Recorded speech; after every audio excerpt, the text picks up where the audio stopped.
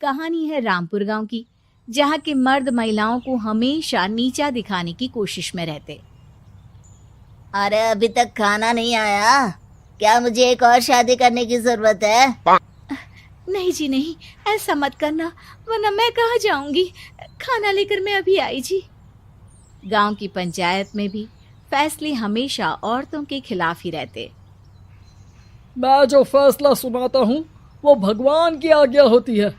इस लड़के ने अपने मन से शादी करके अच्छा नहीं किया। लड़के को घर भेज दो और इसकी शादी इसकी जाति की किसी लड़के से करवा दो, लेकिन ये लड़की, इसे तो गांव के बाहर निकाल दो। नहीं नहीं जमींदार साहब, ये क्या बोल रहे हैं? ऐसा नहीं हो सकता। मेरी बेटी मासूम है, इसे अच्छे बुरे की समझ नहीं है। अरे कहाँ जाएगी ये बेचारी? कहाँ जाएगी? इतनी चिंता है तो पूरे परिवार का गांव निकाला कर देते हैं।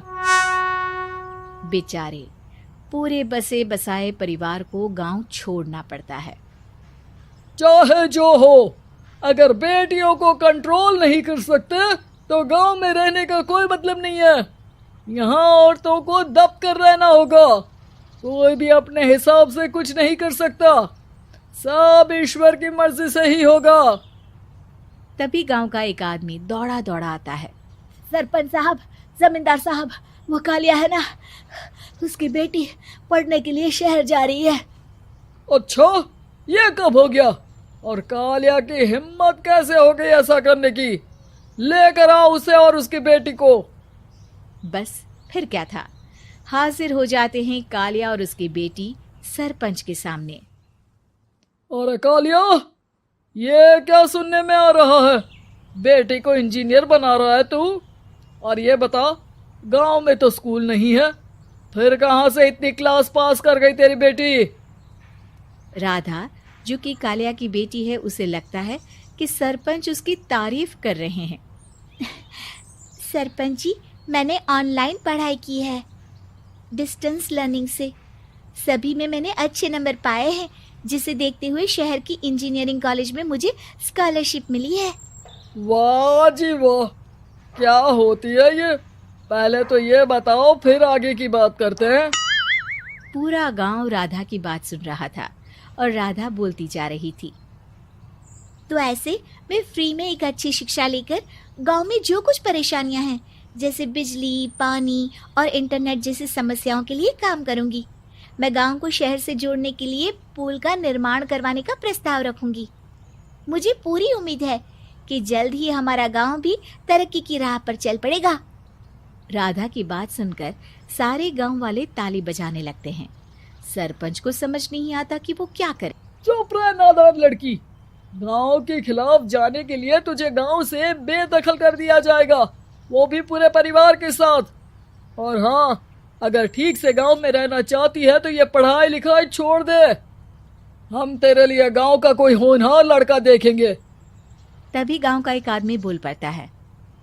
अरे नहीं नहीं सरपंच जी, राधा बिटिया जो बता रही है, अगर वैसा हो जाए तो हम लोगों को पैसा कमाने के लिए बाहर नहीं जाना पड़ेगा। हाँ जी, और ना ही कोसों दूर पानी के लिए भटकना पड़ेगा। हमारे बच्चे भी अच्छी पढ़ाई कर सकेंगे और आगे बढ़ेंगे, ना कि हमारी तरह खेती करते बैठेंगे। क्यों गांव वालों, राधा बिटिया का साथ देना चाहिए ना। सरपंच देखता है कि गांव राधा के साथ है तो वो चुप हो जाता है।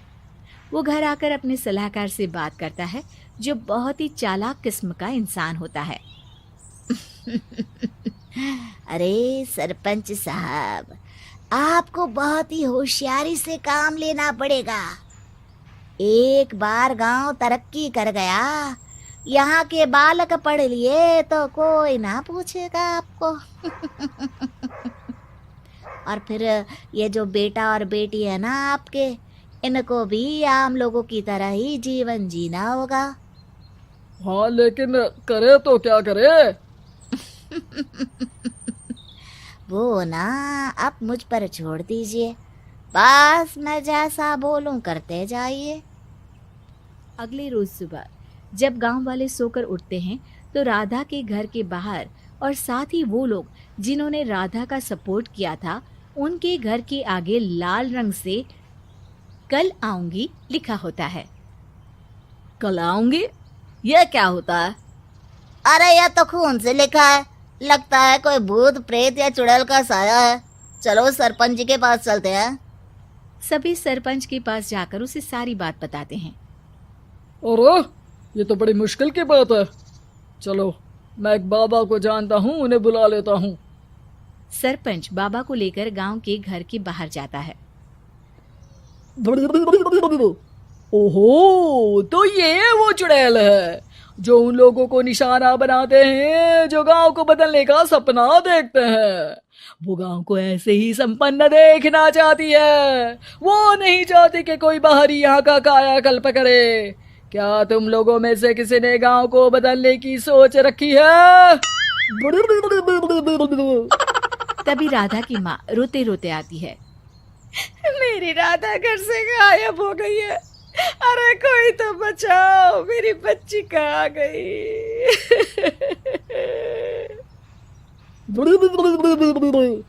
ले गई वो चुड़ैल, तेरी बच्ची को ले गई। अब वो उसे श्रापित करके छोड़ेगी, उस पर चुड़ैल का साया हो जाएगा। तभी बुरी सी हालत में राधा भी वहां आ जाती है। उसके बाल चुड़ैल की तरह फैले होते हैं और कपड़ों में खून लगा होता है। सभी राधा को देखकर डर जाते हैं। माँ, पता नहीं मुझे कौन उठा कर ले गया था। अरे दूर दूर हो जा चुड़ैल, अब हम लोग इस गांव में नहीं रुकेंगे। अरे कैसी बातें कर रहे हैं आप? कल तो आप मेरे भरोसे गांव का हुलिया बदलने, अपने बच्चों को पढ़ाने और तरक्की उन्नति की बात कर रहे थे, तो आज क्या हो गया आपको? ये फिर तुम लोगों को बहकाएगी।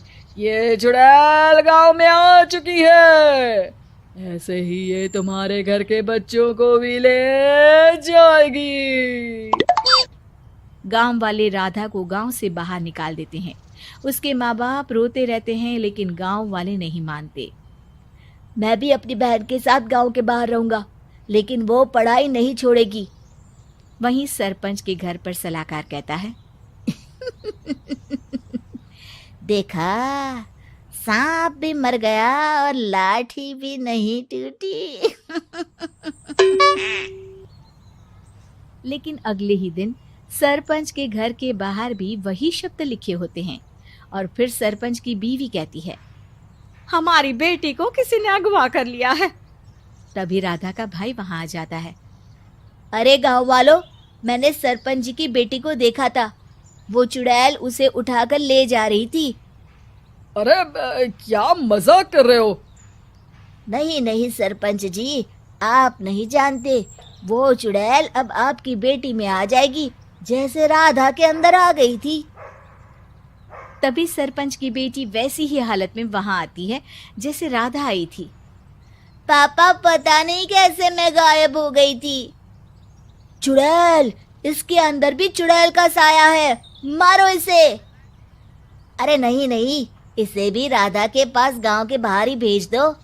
अरे चुप रहो, मेरी बेटी कहीं नहीं जाएगी और चुड़ैल वुड़ैल कुछ नहीं होता है। अरे कैसे बात कर रहे हो सरपंच जी? आप तो बोल रहे थे कि आपका फैसला भगवान का ज्ञान होता है, तो अपने पर बात आई तो अब आप ऐसे बोल रहे हैं। अरे ना ना ना, आपको अपनी बेटी को त्यागना ही होगा। अरे बुलाओ बाबा को। राधा का भाई बाबा को ले आता है, जिसे अब गांव वालों के डर के कारण सच बोलना पड़ता है। मैं कोई बाबा नहीं हूँ, मैं तो मोची था। ये सलाहकार महोदय ने मुझे कहा था एक्टिंग करने को। अब वो मुझे पैसे देने वाले हैं। अब मुझे माफ कर दो। गलती हो गई, मुझे माफ कर दो। तभी वहां राधा आ जाती है। देखा सरपंच जी, जब गांव के बच्चे साक्षर होंगे तो आप जैसे लोगों की चालाकी नहीं चलेगी।